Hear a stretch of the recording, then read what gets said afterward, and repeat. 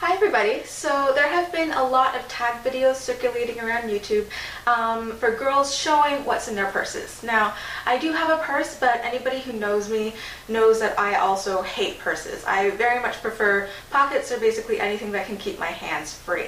So instead of showing you what's in my purse today, I'm going to be showing you what is on my Chatelaine. So what is a Chatelaine exactly? A lot of people think it's just the name of a fashion magazine or whatever, but it didn't originate as that.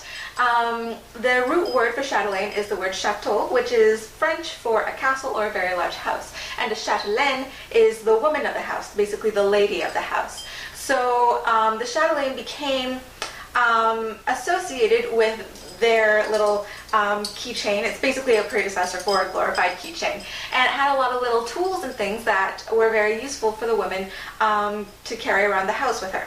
So it would have the keys of the house and for the gates and everything. If the woman was a seamstress, then it would carry needles and thimbles and scissors and things that she would use for mending things around the house.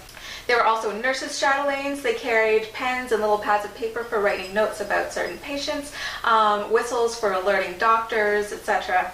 And later on, the chatelaine became less of a useful tool for carrying around, and it was more decorative. And the finer the metals and the jewels that were in the chatelaine, basically the higher your social status. And at that point, they would carry around little mirrors and lockets and bottles of perfume or smelling salts and things like that. So I'm going to show you what is on my Chatelaine. I looked some of them up on eBay looking for some vintage Chatelaines, and they were upwards of several $100s. So I just decided to get the materials and make one myself. So here is a close-up of my Chatelaine, and the thing that I really like about the Chatelaine is it doesn't really matter how heavy it is or how many things are on it. Because it's attached to the corset, then the weight of it is distributed all around the corset, and so you don't feel lopsided in any way. So this is the brooch. I bought this brooch on eBay. It's a vintage sterling silver pin that I got for about $20, and I got some matching chains for it. These chains are new, but I bought them in a sort of pewter color so that it matched the vintage look of the silver here. And then I basically went looking on eBay and Craigslist for all these little tools here. So starting from the left side here, I have a vintage button hook that I got on eBay for $2, including shipping.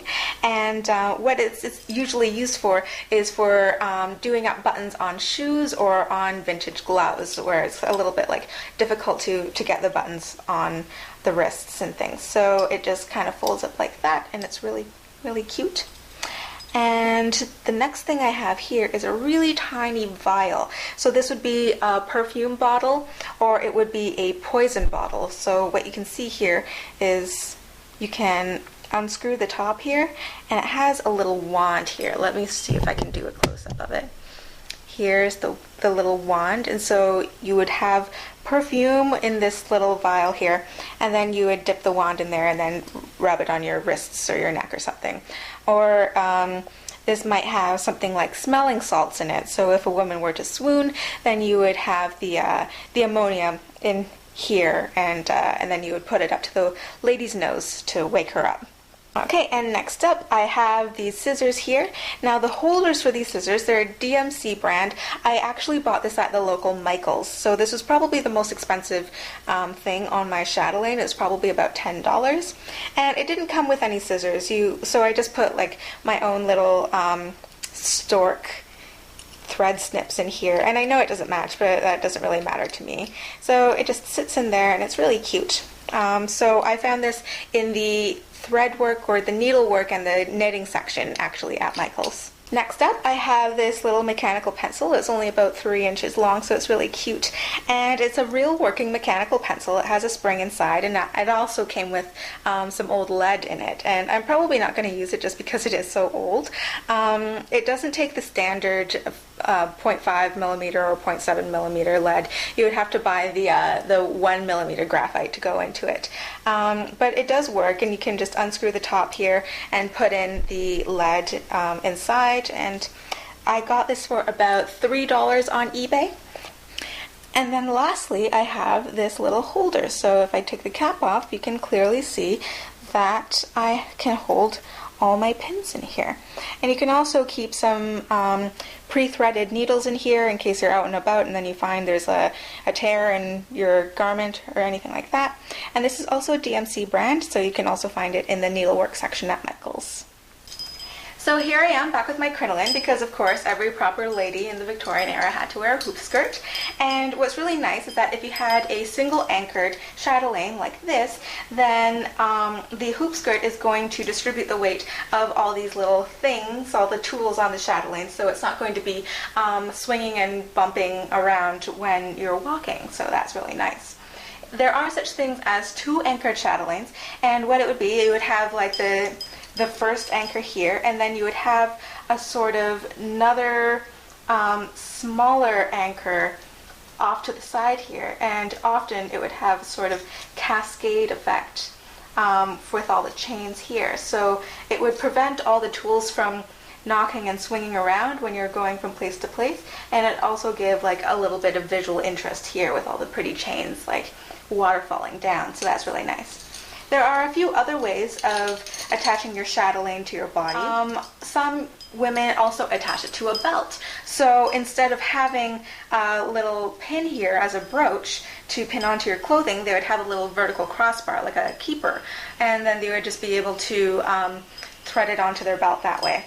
Another thing that they could do was for smaller chatelaines that didn't have such a large rosette, they would wear it almost as a badge on their bosom, just like that. And that is actually really nice if you needed to have quick access to one of your tools that way.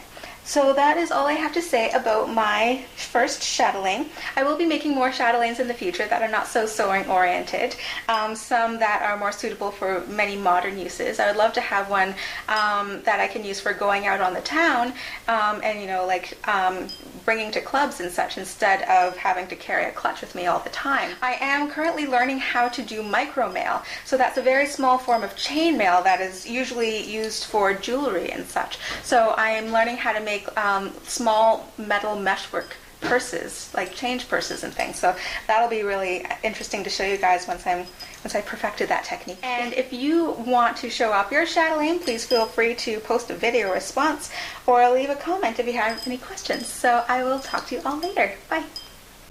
Thank you all for watching. If you do have a chatelaine of your own, then I tag you to show us what's on it. I'll be back with some corset book reviews later this week. In the meantime, if you haven't seen my other videos featuring my crinoline, check them out here. And don't forget to comment, rate, and subscribe.